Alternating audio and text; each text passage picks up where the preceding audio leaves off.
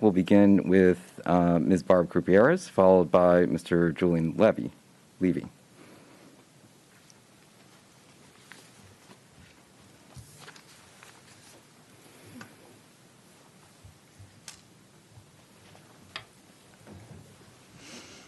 Good evening. I'm Barb Krupiarz, and I would have liked to discuss several bills tonight, but you are not only taking away the rights of citizens to elect their representatives in House Code 10-23, you are limiting our time allowed to speak to our representatives. If you want more collaboration with the Board of Ed, why was this bill a surprise to them? If you want the Board of Ed to be less partisan, why only respond to certain board members about this bill and endorse certain candidates publicly? Since District 9 and 12 include parts of Montgomery and Anne Arundel counties, will you propose appointed board members there too?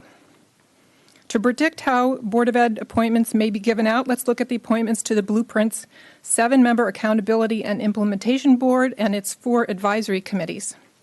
A UMBC professor, education professor, who's written journal articles evaluating Maryland programs to improve outcomes for low-performing schools, applied but was not selected for the AIB or an advisory committee. Selected instead, for example, was the campaign treasurer for our comptroller-elect and a former student member of the Board of Ed who's in North Carolina for college. Both have no expertise in education policy, but are placed in a critical blueprint accountability role, and it is naive to assume that any appointments to our BOE will not be the same. If the delegation wants more adherence to the blueprint, you will propose legislation to have tighter MSDE oversight of school systems and educational outcomes. I sent a suggestion for legislation to delegation members years ago that already requires Montgomery County School System to provide answers to fiscal questions to the county council and county executive. This would provide Howard County with a more direct way of addressing blueprint accountability versus 1 or 2 appointed members attempting to sway the whole board.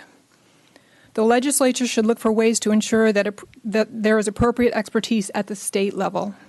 A Kerwin Commission member recently wrote an opinion piece blaming MSDE for the breakdown in blueprint execution and the legislature for not requiring more of the state in legislation. Remember that in 2019, the legislature passed a bill to increase the State Board of Education membership with a teacher and a parent, with no skill requirements.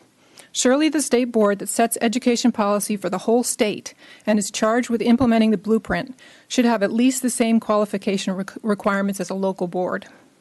State law does require education expertise of the state superintendent and local superintendents who are truly responsible for the implementation of the blueprint and financial operations of the school systems. I hope you will scrap this bill and turn to a more democratic procedures to accomplish the mission of increasing education outcomes for Howard County and Maryland students.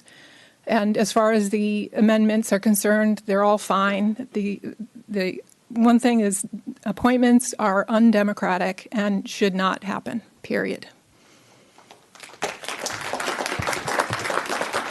Could we ask to not have the applause? We traditionally have not had applause occurring after delegation testimony, and this will also help speed this evening up. We have 70 people testified tonight, so we'd all want to try to get out of here as soon as possible, but also allow folks to be able to have their time to testify. Thank you, Ms. Krupiarz.